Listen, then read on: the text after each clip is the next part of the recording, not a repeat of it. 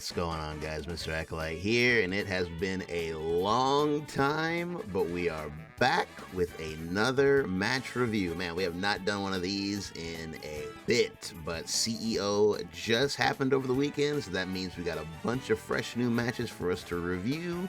So let's not waste any time and jump right on into it here. We are starting off with Lucar versus Zane. This is the first match of the top 8. We'll go ahead and make our way through the top 8. This one's starting off with a little bit of silliness. Lucar doing the resident sleeper pose for some reason. I guess he's falling asleep during the Zamasu speech. That's pretty funny. I think they put the camera back on him so we can see the sleeper. They're both asleep. Hey man, we love the Zom intro around here, bro.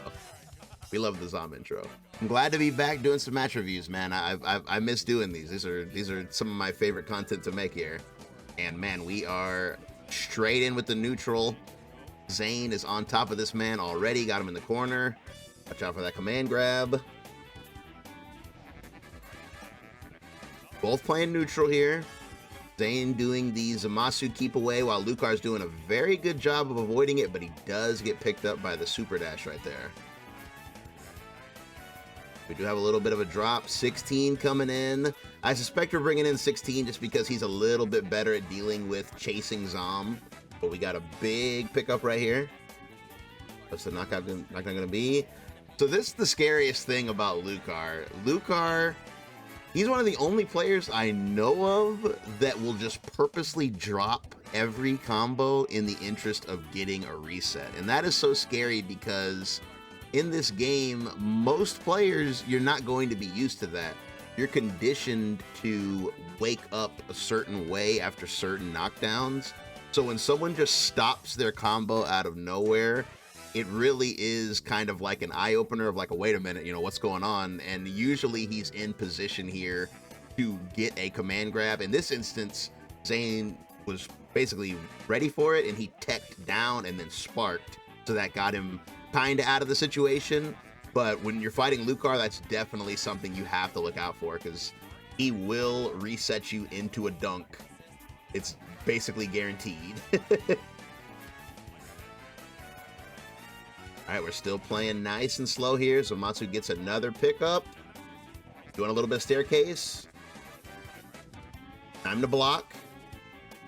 That was a offense reset right there. That is very, very low negative.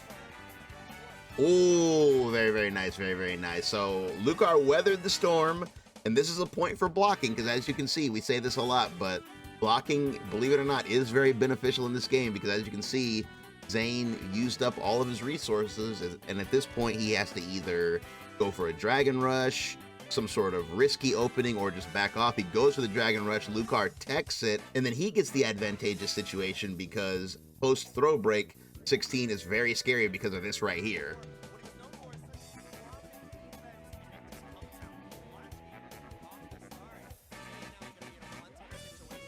All right, what are we doing with this? Whoa, he went for the reset right there. He went for the reset. Zane is down teching though. He knows the Lucar shenanigans, so he keeps down teching. If he would have back teched, he would have got scooped. Oh, nice. I like the neutral coverage there. So he covered that whole area with the grab and then used that as a means to get in and call Fidel there. Didn't end up connecting, but it's a very nice attempt. Ooh. The LL knocked his assist off the screen.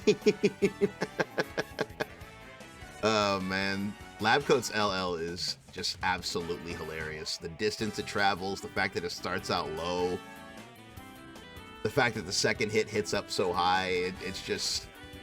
You can't even deny that Labcoat was built to be the best. Like, she was designed to be the ultimate character. Yeah, that was a very long first round.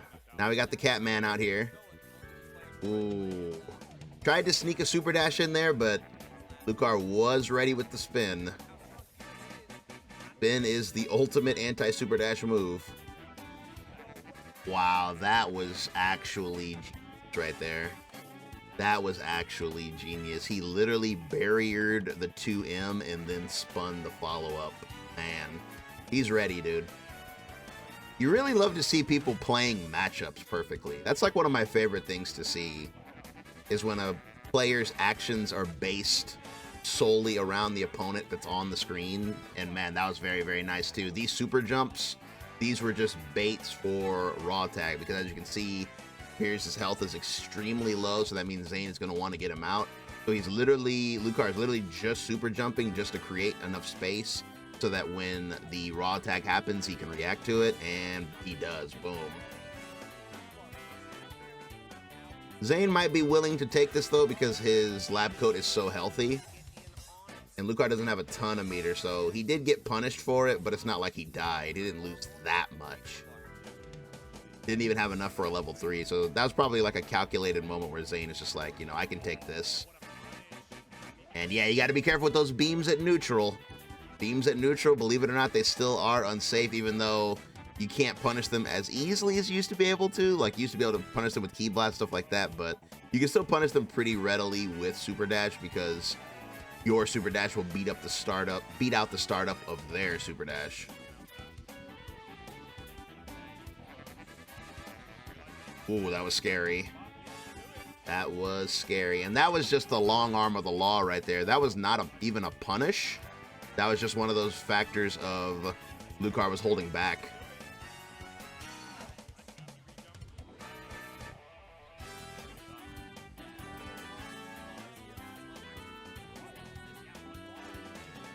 And you are dead.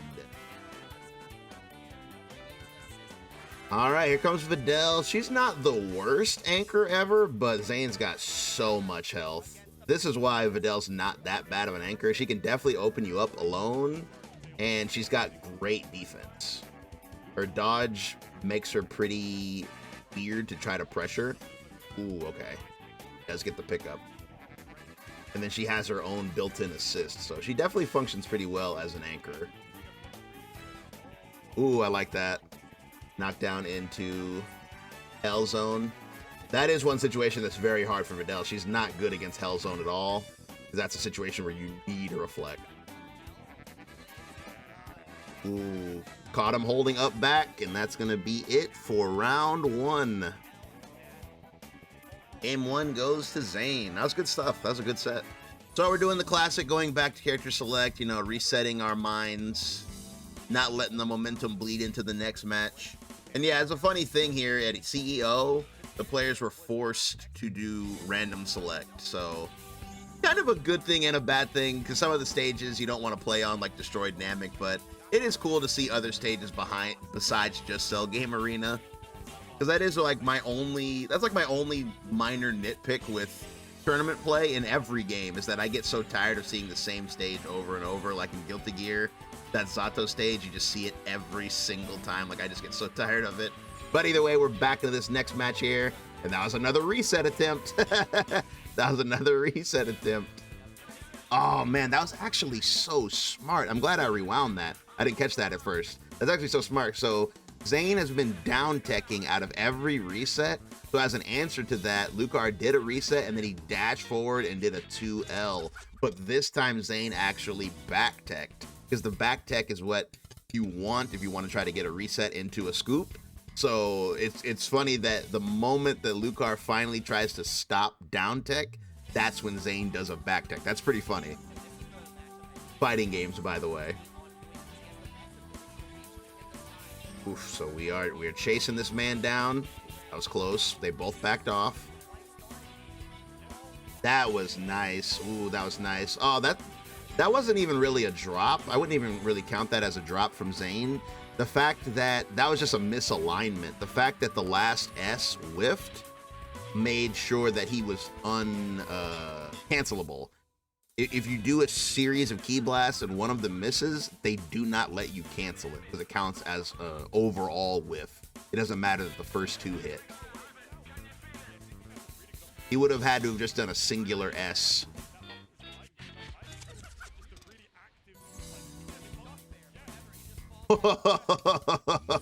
Man, Zane's making a lot of really good decisions. Like, again, these both players are playing the matchup really well. He down techs after the spark, and then he just chills here. And Lucar goes for the anti-air dunk, but Zane just remained perfectly still. It's like dealing with a T-Rex. You gotta remain still. Ooh, catches him with the 6S. Ooh, nice. Okay, so the reason why that works right there, and I think a lot of people need to hear this because I noticed this a lot in my matches online, Zamasu 6S is not an air move. A lot of people seem to think it is because online a lot of people will try to 2H you out of it. This is not an air attack. This is a beam property attack. So 16's anti-air dunk will beat all air moves, but it does not beat projectiles, so that's why it loses right here. I think a lot of people think that the Flight 6S is an air move, and it is absolutely not. That was nice. Very nice mix right there. That was cross-up flight mix. Went to the other side and then did a high-low. Blades, this is one of Videl's biggest weaknesses. He's very free to Hell Zone. That is the only instance where a dodge is terrible. Ooh, yeah, Lucar's been using that option a lot. That's a good option post Super Dash block because Super Dash creates this little gap in the air, and Videl's EX kick is just so fast that it covers that gap, and if you're doing anything other than block, you're going to get picked up there. Ooh, goes for the mix, but gets hit himself by the C assist. This might be the kill. I need to see here. Dang, yeah, he's dead. That was nice. That was a nice conversion. That was a very nice conversion. If you can convert into the Hell Zone, they're probably dead. Zane is he's just chilling, man. There's no reason for him to do anything else but chill. Lucar on the offensive. He's got a lot of ground to cover here. Ton of ground to cover. Zane has got a pretty healthy team and his spark. Ooh, that was a nice attempt, but Zane was ready. Oh, damn. That is... Oh, man. That is such a spoiler. Like, if you're behind and you get debuffed, like, I'm never one to say that it's completely over, but it's kind of over. If you get debuffed when you're behind, it's not looking good for you. Oh, man. Again, the LL of the gods. Look at the distance it covered. Forbidden starter. He is so incredibly dead. You don't even have to do a re-jump or anything here. Just keep it simple. Even get a little bit of life back there. Now he's got a debuffed anchor. Yikes. This is tough, man. Yeah, this is... As good as Lucar is, this is extremely tough. Out here. Goodness.